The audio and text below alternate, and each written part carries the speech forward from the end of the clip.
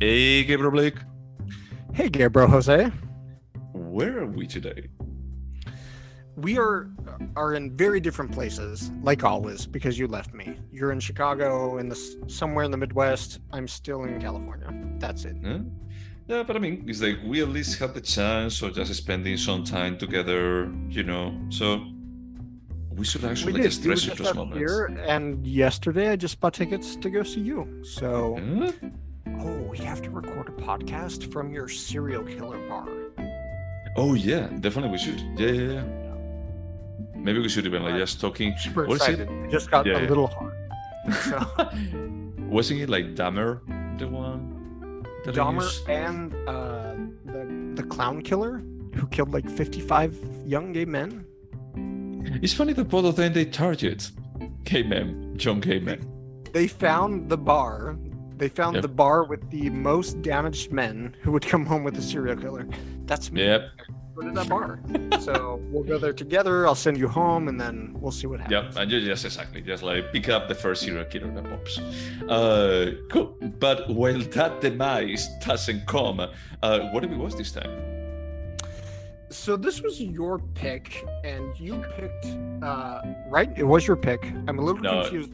We watched. No. It was your Oh, it was that's your right. pick. Yeah. This is my pick. I picked Barbie. I love Greta Gerwig. She and I are good friends. We spend a lot of time here in San Francisco. No, that's the joke. I did interview her here, but all the kind of discussion about Barbie is that it's really good and that it's feminist and it's a good film. So we watched it. Yeah. Okay. That's a good reasoning. That's a good reason. I don't know. Yeah. No, that's fair. I mean, I think that the other thing is that we came from watching Oppenheimer, and there has been like this, how do you say, like a traction event between these two movies. That is like people are saying that is like one of them is like actually helping the other for just like getting more people into the cinema. That is like you go to the cinema and you say that is Oppenheimer looks interesting. I just watched Barbie. It's like I will come back tomorrow or next week for watching it. Which is super annoying in one aspect, but also I'm just super happy there are films in theaters that are getting people to go to theaters because I don't want this to die. I want people to go see movies. Yeah, no, same here. So for that perspective, I felt like we owe it to actually talk about it. And as this was your pick, I guess that I will have to summarize it. Yes, please summarize this, Jose. Let's see what I can do. So this follows the life of a Barbie, because there are like many Barbies, but a Barbie played by Margot Robbie and a Ken played by Ryan Gosling. There are other many Kens, all of them are accessories of the Barbies. All of the Barbies, they have like a mission in life. You have like the general stereotypical Barbie, like Margot Robbie, but you have like the president Barbie, that is Issa Rae. The Supreme Court Barbies.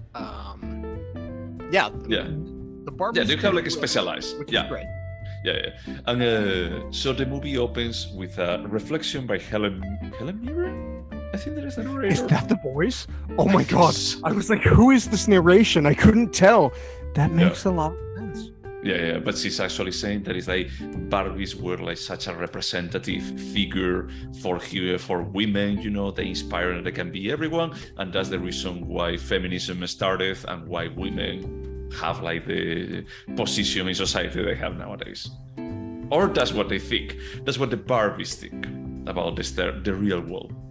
I would love to look into the real history of Barbie because I was blown away by the introduction of this film, which is an exact replica of the introduction to 2001. Yeah. But they talk about how since young girls have existed, they've had dolls, but those dolls were babies and they were being indoctrinated to be mothers until Barbie came along. And I was like, is that true? If that's true, this is fucking amazing. Yeah. I mean, I don't know if it was like the first one to do that, but probably was like the first iconic one. It's like I remember like my mother telling me that it's like the dolls that she had when she was little, it was babies. It was just like what you play with. Is it just like from the beginning you are like prepared to have babies? Did your mom have Barbies, actual Barbies? No, because Barbies started in the 60s or so? no idea. Yeah, I think that my mother was already like just too old for them. But in any case, is the kid stars? Oh, the first one is on 59. So yeah, my mother was a teen at that point, but probably took a while to get to Spain and blah blah blah. Wait, your mother was a teen in the 50s? Yeah, 59. Yeah. My husband was born in 67. Okay. So he's a lot younger than your parents. I just always assumed your parents were the same age as my husband. No. My parents could be Pablo's parents. All right. All right. So going back to the story, is that basically they leave all of these Barbies, Kens, and other toys, other dolls, like from the Barbie family, like Michael Cera that plays Alan, that is Ken's buddy, is that all of them, they live in this very toy caricaturized kind of wall that is like the Barbie wall, I think that it was called, and where everything is Barbie pink. Land. Barbie Land, that's it. Where everything is mostly pink, and it's like, of course, Barbie like dominates like the story, and Kens are like just living for impressing them. Until one day, well, they are extremely happy until one day our main Barbie, Margot Robbie, starts having like just problem, like her feet that they used to be like completely fitting into a heel, tiptoes. Yeah, she was walking always in tiptoes. Suddenly she flattens, she starts feeling more sad, and she talks with weird Barbie. Who was that actress? Kate McKinnon from SNL, the lesbian. Yeah. She's such a good lesbian Barbie. She's so good. But basically, she gets sent to the real world to meet up with the owner of that Barbie that is basically transferring those sadness feelings. So the idea is that she's going to be like just connecting with her, telling her how great the world is because they fix like the patriarchy, and then just coming back. So she goes in adventure into the real world that I was a bit afraid that it was going to be like cartoons in the real world, but no, they are themselves. But the world is also a bit cartoony because William Ferrell roles as the CEO of Mattel. Yeah. So yeah, it's weird. So it looks like in the past other dolls have gone out of the Barbie land and they created like a ruckus. So as soon as the Barbie shows up in the world, the Mattel execs, they're trying to hunt her down. No? But like in the sweetest way possible, because they're like supportive of women, but they're like, no women. We're gonna shut this down. Yeah. Everything is very Hanna-Barbera kind of level of absurdism. You know, there is like a chase scene where they're like running around the Mattel offices, like trying to get Barbie. Stop Barbie from having a personality. Yeah, and then Barbie connects with the owner of the doll and with the daughter, that the daughter is like pretty jaded by society and everything, and the owner of the doll she's an employee for Mattel, and she does like the dresses for Barbie. Then, long story short, Ken, at the same time that she also goes into the real world, he discovers that in the real world, men dominate the world. So when they go back into the Barbie land, Ken convinced the other Kens for just like starting the patriarchy and just taking over like all of the positions of power that women used to have. And women, basically, they fall into it, like the Barbies, they just fall into it with no kind of defense. That was a very weird part of the script. I was like, wait, the Barbies are so dumb they can be misled, but we don't want to confuse them. So if we don't confuse them, they're super smart, accomplished people. But then when someone tells them in a very convinced manner that it's like, no, that's not what you want. What you want is bring me beer. Is that then they're absolutely fine with that. That part is true. I think that it actually just like diluted a bit like the message of the movie, but it's like, okay, this needs to happen. It's like the patriarchy needs to go to Barbie land. It needs to turn into Ken land.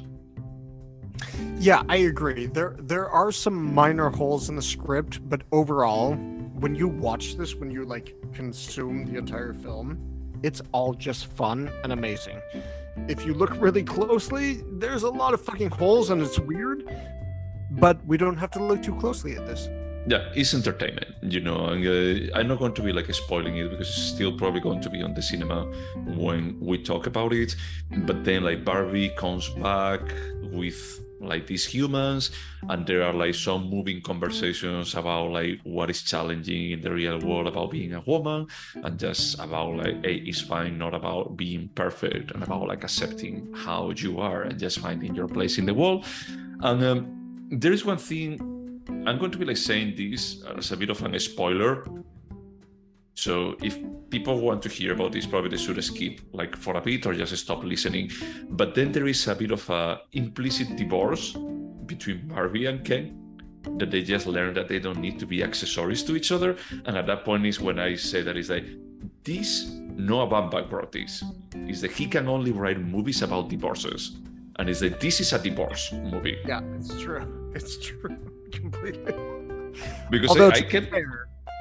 Ken is just gay in the film. He doesn't know it, but he's gay. But yes, Noah Baumbach, when I saw his name was attached to the writing credit, I was like, oh, I get it. He hates all parental figures. Yep. And it's like, if it's a couple, they need to break up. That's the only nature of a couple. It's about breaking up. So I'm not gonna lie, when I walked home from the movie theater today, I was like, I need to watch The Squid and the Whale. I really do. Okay. But yeah, I'm not going to be like spoiling how it ends. There is like a lot of reference to other movies, as we're saying about like it starts with a very, very open reference to 2001. I feel a bit, I don't know, I understand like the parallelism about saying it's like, hey, Barbie came like to Earth, and it's like the girls that touch this monolith of a doll is like basically they got transformed. There is a bit where it's like, yeah, that's 2001, yeah, but I don't know how to compare Barbie with the monolith in 2001. So not to give too much away, but our next pick for the podcast is 2001. So today I watched both Barbie and 2001, and I was blown away at the respectful nature of the nod to 2001. It wasn't just like stealing. It was like, hey, I'm a real film person. I'm going to reference 40 films right now. Like, clearly Greta Gerwig is one of us. Yeah. And it makes me respect her.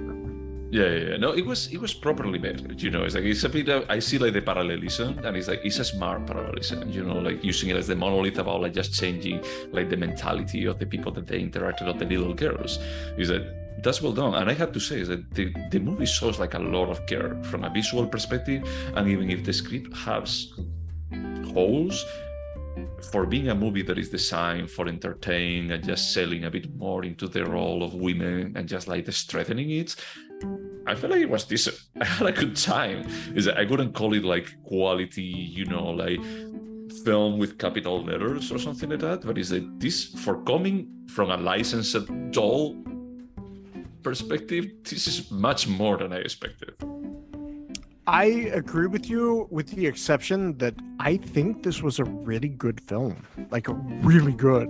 When I saw the visuals, when I saw the commentary on the feminism, knowing that this is a feminist piece, I expected to be annoyed because I'm a man. That's what I do. I'm annoyed at feminism. I'm misogynist.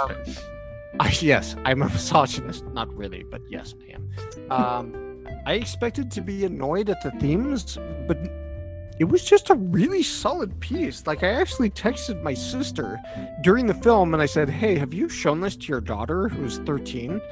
And she's like, yeah, we went and saw it. And I was like, good. She should see this. Like, this is a really great, it's a good film. Yeah, no, I'm not saying, I actually walk away like entertained. A part of me felt like how absurd it is that maybe it's because of the kind of person that I am that I just felt is like, hey, this is weird, when I start like just like poking holes at some of the aspects, it felt like a bit weird. you know, like seeing like the sex on the rollerblades and everything, felt like, okay, I know you are like just going for the absurd stuff. This is a movie that it has to be enjoyed like by the whole family. It's not like trying to be Lady Bird, for example. I think that Lady Bird is way better than this. Not to get to the questions too fast, but yeah, I think this film could have been better. But the way it played with our imaginations, with the connections we have, well, you might not have this, but as an American, I do. Barbie was a part of my growing up. I never wanted to play with them, but this really brought Barbie to life in a way that made me feel a lot of respect for her. And super happy that every woman I know was watching this movie and they saw, like, this is the message. Greta Gerwig is the hero we deserve. And nobody knew that after Little Women. Nobody knew that. But once she wrote Barbie, I was like, yeah, we need this voice. This is an important voice in cinema. Yeah. I mean, I think The Little Women was not bad. You know, No, I think it that was is great. I love that Yeah. film. Yeah, and you know that I don't like period pieces, but it's like just giving the cast and how carefully crafted it was. I felt like, this is good, and I think that Plus, all like of Laura Dern. Laura Dern was in it, so that's it. it That's was a good. win. Yep. Yeah. I don't know. And also Ryan Gosling is fucking hilarious in this. He Yeah. plays up every like idea of him being secretly gay or not knowing he's gay. Like, he was hilarious. And also being desperately in love with Barbie. Yeah. They have a moment early in the film where he's like, hey, I think I want to spend the night in your dream house. And she's like, no thanks. This is Barbie's dream house. And she walks away and he was like, I love you. I love you so much. And I really enjoyed the idea of like men being Pathetic. around for women, which is Yep. not something we see in cinema or in real life. Yeah, but it's something that I didn't even like just think about it. You know, it's like I'm not that familiar with the Barbie world. But it's like, yeah, Ken, the only purpose of Ken is just being Barbie's boyfriend. There is nothing behind it. Absolutely like no kind of entity or anything, because it's about like Barbie, and Ken is just like, well, you know, probably she wants a boyfriend, maybe, you know. But So she doesn't. yeah, she doesn't need it, and he doesn't need her either. It's not about like just being gay or straight, you know. It's more about like they don't need each other for actually just like being themselves, even if they were created as accessories, as Ken was created as an accessory for Barbie.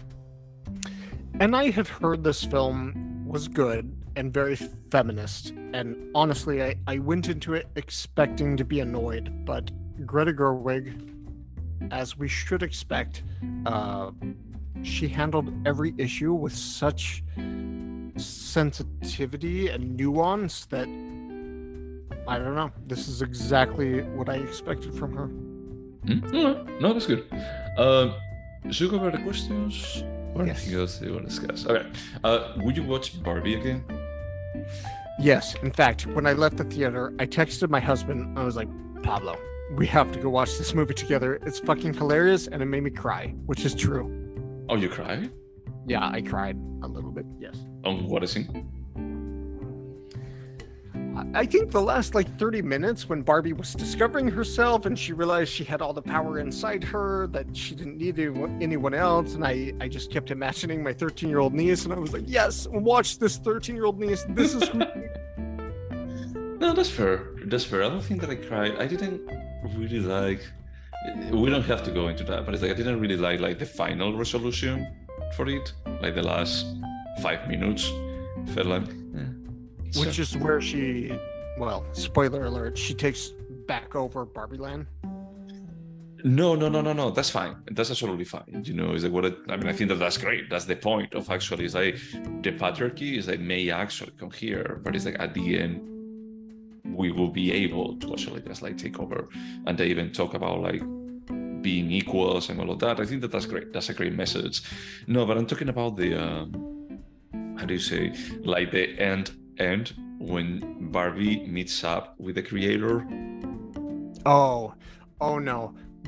Barbara Mattel, no. That was the only part of this film that I was like, fuck you, we don't need to see any more of this woman. Like, no, I don't care at all. And I assume it must be like based on a true story. So if this is a real woman who created Barbie, great. In terms of like cinema, that didn't fit with this film at all, in my opinion. Yeah, I mean, it felt like a spoiler alert, you know, like the part about like Pinocchio at the end. Like, oh, you're going to become like a real person. It just felt like, do we need this? But also, I feel like the message was like, Barbie, you don't need anyone to be a real, full, developed person. And then at the end, they were like, no, but you do. You need a part of the patriarchy to tell you, I invented you for this, and now you're a real person. And I was like, it doesn't quite match Well, it's up. not a part of the patriarchy because she's a woman, at least. Yes, but sorry, like a straight white person coming and saying, I created you for this, you're welcome. It just felt very patronizing when Barbie was out in the world discovering who she was. And yeah, I didn't like that part. Yeah. But yeah, I mean, for me, it was a bit more of a like, hey, I don't need to have like that level of resolution. It's just for just like having that internal realization and just coming to fruition is enough, but whatever. So yeah, I will watch it again. I was enjoyed. I may watch it like in 6 months. Probably not tomorrow, but in 6 months, probably I'll watch it again. About like, was it this good? Was it even better? I don't know. Would you recommend it? I mean, you already did, no? Yes. I told my husband immediately. I was like, we should watch this. Yes, I would recommend this. This is a very nice film that straddles the line between like good cinema and entertainment. And so this is the sort of film I would be like, hey, you want to see something that has a message and is interesting and might be a little bit different than what you've seen? I would say this film. Yeah, I'm definitely thinking about recommending it to my parents. When I was in Spain, is like Oppenheimer and Barbie opened. I talked with my parents if they wanted to go see either of them. The only problem is that it was going to be dubbed to Spanish, and I hate seeing stuff dubbed to Spanish nowadays. And my father was like, yeah, we can go watch Oppenheimer. And my mother was like, no, I want to watch Barbie. And now I can tell them, you guys should go to watch both. Is that really what you would tell them? I would feel more comfortable probably like go to watch Barbie. Okay, because that's what I would say. I would be like, no, go watch Barbie. Oppenheimer, just skip it. You already said that you wouldn't recommend it. You already said that you wouldn't recommend it. I would recommend both of them. All right. I think that they are both good movies. Would you remember Barbie? I honestly don't think so. I respect the fuck out of this movie. I think it's important. I fully support the message of feminism. I laughed and I cried watching this movie. It's a good film, 100%. If you asked me in 1 year what happened in the Barbie movie, I'm gonna be like, I don't know.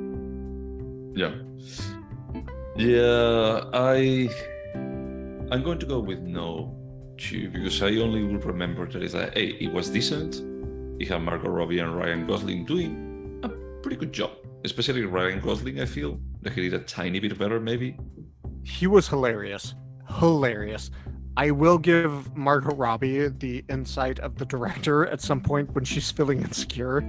The director has a voiceover and says, look, this scene would have been more believable if this wasn't Margot Robbie. She's so beautiful. And I was like, yes. Yeah. This is what I want from a movie. Yeah, like this self-awareness, that joke was good. I think that they're saying something like, it's not about how you look outside, it's about like your inner beauty. And what they say is like, No. Yeah, that doesn't work with Margot Robbie. Is there anything artistic about Barbie? Yeah, to be honest, this surprised me a lot because I've seen other films that Greta Gerwig has directed, and it's not this stylized. It's stylized almost like Wes Anderson stylizes films, but in a way that really, really works for me right now, whereas Wes Anderson just makes me want to murder him. But I want to be in Greta Gerwig's world more, and there was a ton that was artistic about this. Yeah, basically, I agree.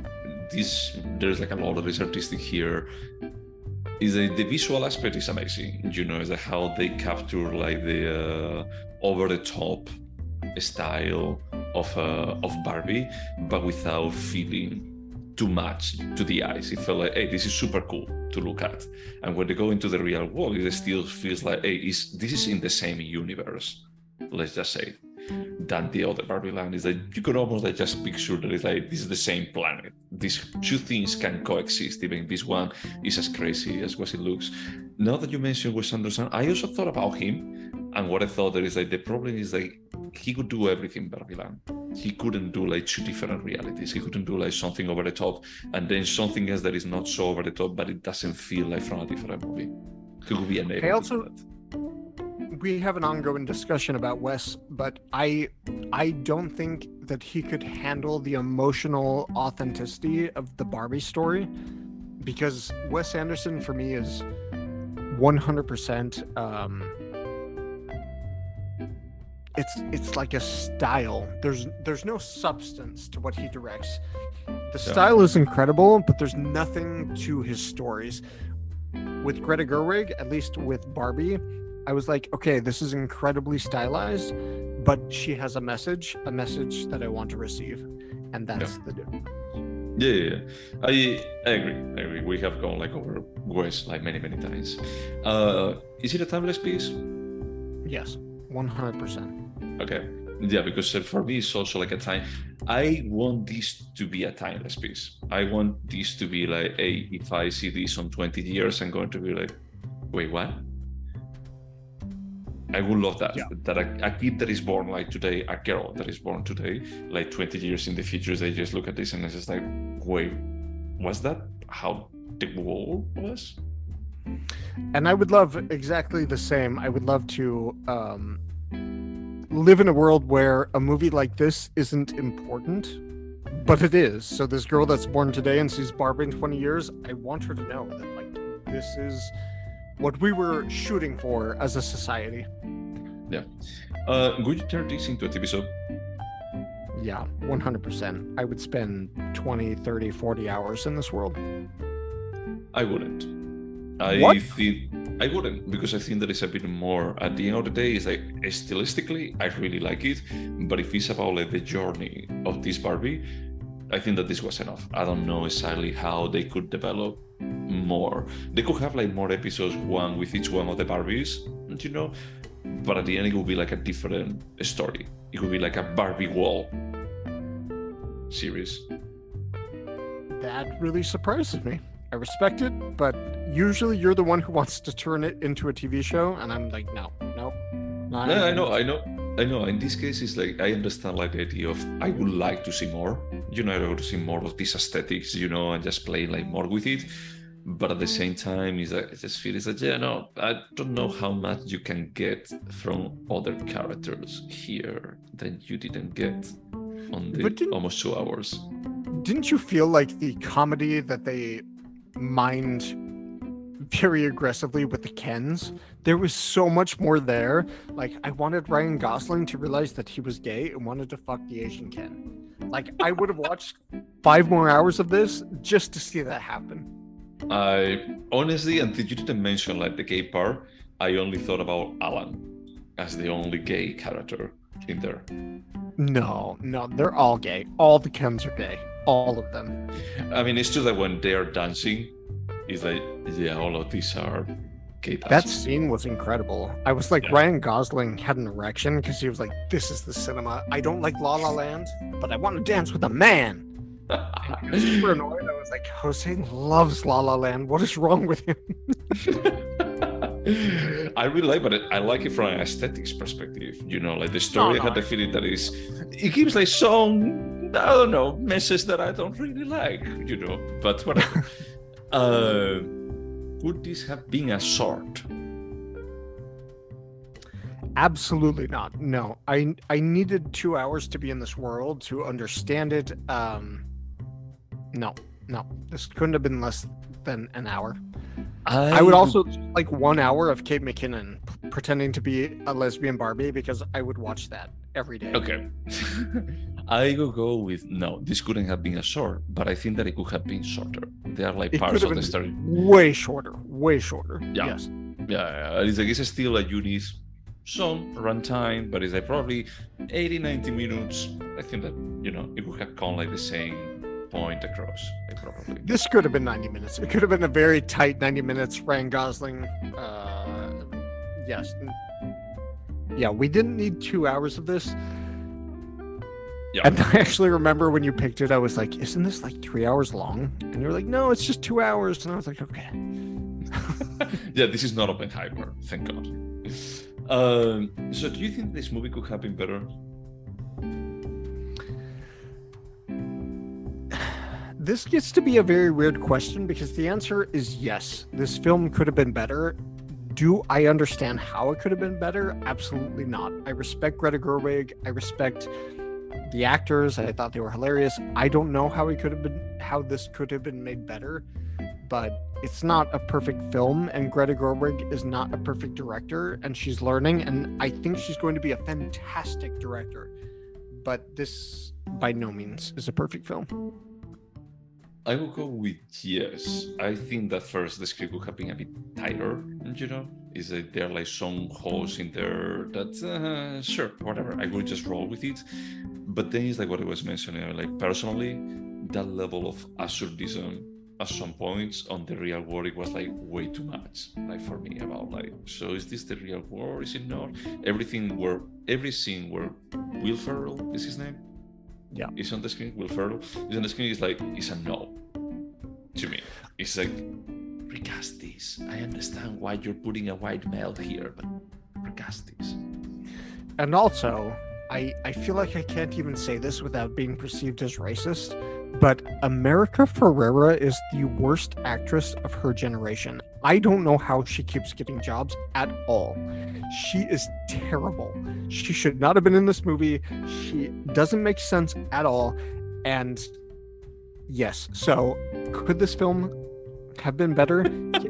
I would have replaced America Ferrera with anybody, even just like a child on the street. Oh my God. I would say that moving speech, it felt weird. It felt like the delivery of this speech was strange. Yeah, it was weird, right? It didn't make sense. And I was like, Greta Gerwig, you're a better scriptwriter than this.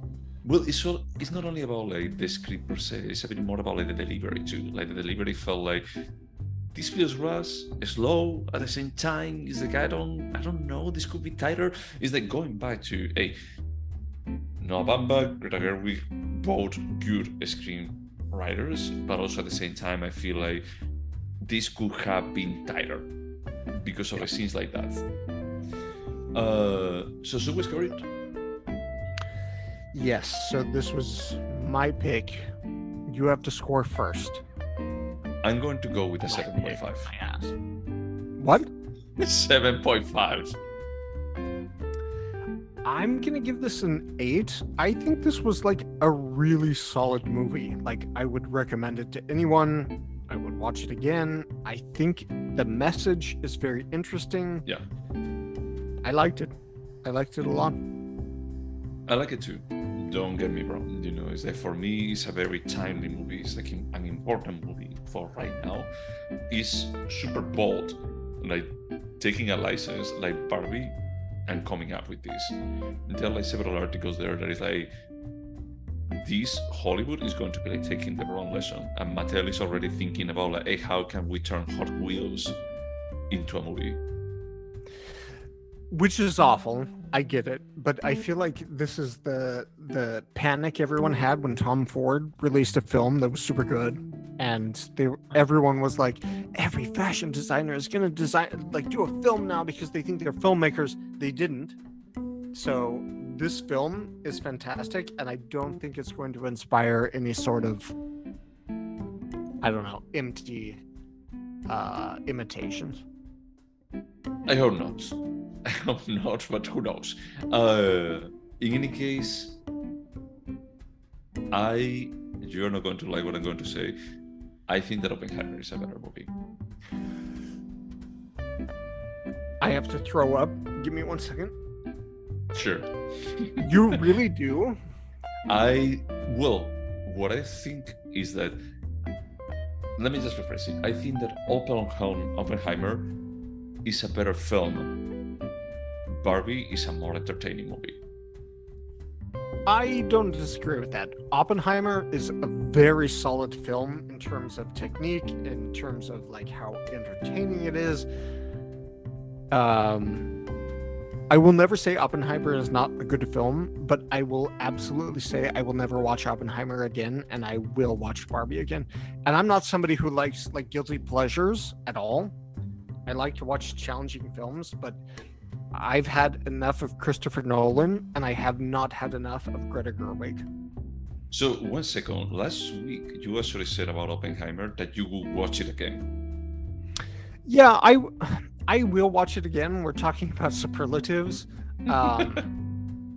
It's a good film. Maybe the true distinction is that I would never be eager to watch Oppenheimer again, even though I would watch it. And I would be eager to watch Barbie again, and I will watch it. Okay, that's completely fair. What I can say, and maybe we agree on this, is that I am excited for whatever comes next from Greta Gerwig. I was already excited for me. It's like I know that maybe you were a bit more hesitant about like watching Barbie, but I honestly really like Lady Bird and I like Little Women. Honest to God, I think we texted about this a little bit. She is the voice of our generation. You might be too old. You're very old, but yeah, like, it's not my generation. My generation was David Fincher. But she's one of the most promising directors, young directors, to be coming out and doing things. I feel like her like I do about Kelly Reichardt after she did Lucy. Was that the name of the film? I don't remember. Oh my god. You didn't watch Lucy? By Kelly Reichardt about Michelle. She had to give up her dog because she was moving to Alaska? You haven't seen this movie? No, just think that I only was Wendy and Lucy. Wendy and Lucy, that's the name of the film. No, I just always Michelle Williams. Oh. If you want to sob like a little bitch, watch this film because it's about a sad woman who has to give up her dog, and it gets me hard every time. It's so beautiful, it devastates me. Anyway, what I was trying to say is that in the way Kelly Reichardt's films have rewatchability, I think Barbie has that same enigma. Like, I want to watch this again. I texted my husband. I was like, let's go see this tomorrow. Okay. Oh wow. Okay. No, amazing. I'm happy that you like it so much. I won't go to watch it again to the cinema, honestly. But would you watch it again in 6 months? If I fly to Chicago and I'm like, Jose, remember when you had me watch Barbie? Let's do it again. Sure, you would. You know it. I can see your face. I would. Like, no, look, I would watch it. It's like that's the reason what I'm saying. I agree with you. That is, I couldn't go out of my way to watch Oppenheimer in 2 months, but I would rewatch it in 6 months. The same way that I would rewatch Barbie, because I want to see like how I feel about them now that all of the social media craze is over. Right now, I'm having like a bit of a. Am I being influenced a bit about what social media is thinking about like these two movies? And also, fuck internet. It's ridiculous that the critics, all of them, like completely aligning into Barbie being a good movie and the audience score being garbage. Because we as a society, it's like all of the trolls are going to be like scoring low a movie about feminism. So the audience score was bad? In Barbie, yeah. I thought the overwhelming like idea of this film was that everyone loves it. Just think that actually like the message that is saying is a bit more about women empowerment. That on the internet doesn't play well. Yeah, but the people who are watching Barbie are the same people like me and you who are like, hey, we see a different future, women are amazing. I hate women, but like I want them to succeed. Sure, you and I, but it's like these people that they're scoring on Metacritic, Rotten Tomatoes, and all of those, is that they are not people that they're going to watch this movie. They're trolls. They don't want like a reality where women are empowered. Okay, but if you take the trolls away, what is the idea? What is the consensus of the critics? Oh yeah, it's super high. It's like in Metacritic, it's an 80%. Yeah, which makes sense. I was like just playing like the trailer on the background, and I was thinking about the party that they're doing at the beginning where they're dancing, and Barbie like just stops the conversation. Was like, "Do you guys ever think about dying?" That was so awkward, and I love that Ryan Gosling was like, "I think I'm gonna stay the night," and she was like, "Why?" Why?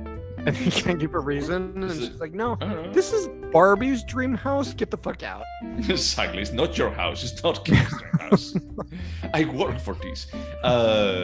No, in Rotten Tomatoes, they have like a higher audience score, but it's like in Metacritic, it's a 50%. What's the score on Rotten Tomatoes? In Rotten Tomatoes, it's an 80, 83. When the I tomatometer feel is like an that's 88. accurate. Yeah. This is an 83% movie. In Rotten Tomatoes, sure, yeah, I agree. Well, I'm really happy you had me watch it. I was actually telling my husband as I was leaving today, I was like, I have to go watch Barbie, and he was like, "No, I heard it's a great film," and I said, "Yeah, I heard it's a great film. I just didn't want to watch it at 11 a.m. on Thursday." But then when I watched it, I was like, "Yeah, this is a good movie. This is a really good movie, and this is the sort of movie that we want." That is artistically great and brings people back to the cinema. Yeah, no, definitely. I mean, I prefer like people going to the cinema to watch this instead of Super Mario Bros. Because that movie, holy shit, is garbage. Sorry. But that one had Chris Pratt, so I don't know how I feel about it. Yeah, it's hard to be completely objective, when you have Chris Pratt on it. But I'm saying because he's not exactly that popular on the LGBT circles. Yeah, no, he's a disaster. Yeah. But in case, I wanted to ask you one last thing, because I also felt like a bit conflicted about this, but do you feel like he's too heavy-handed? No, not at all. And I think if people call out that it's heavy-handed, they are misogynists who don't understand when Barbie was put in the real world. That's what women experience every day. So if you come in and say this isn't realistic, fuck you. You're a misogynist. You're not a woman. Yeah, no. I was super happy to see all of this expressed, but no, it's not heavy-handed at all. It's true to life. And maybe life isn't what people want to consume, but this was just accurate. Yeah. No. I fully agree because I was like scrolling on the negative reviews that they were like a 1 or 0, and all of them it was like, oh, the message, or that is like just a product of hyper feminism. It was like, but that has to be all men. I would love for you to give me the names, because nobody is going to have a problem with Barbie unless they have a dick, and that's the only reason, because this is just a positive movie about how empowered women are, and nobody has a problem with that except people who hate women. No, I agree with that. What are we watching next? Because this was your pick, so I guess that. So now it's your pick, Jose. What do you pick? It's my pick again. So for the next one, we're going to be watching, as you mentioned, 2001. We're going back to Stanley Kubrick. So looking forward to discuss that with you. I'm super excited. Right, anything else to say to the audience? Nah, wash your hands. Maybe. Okay. Okay, bye.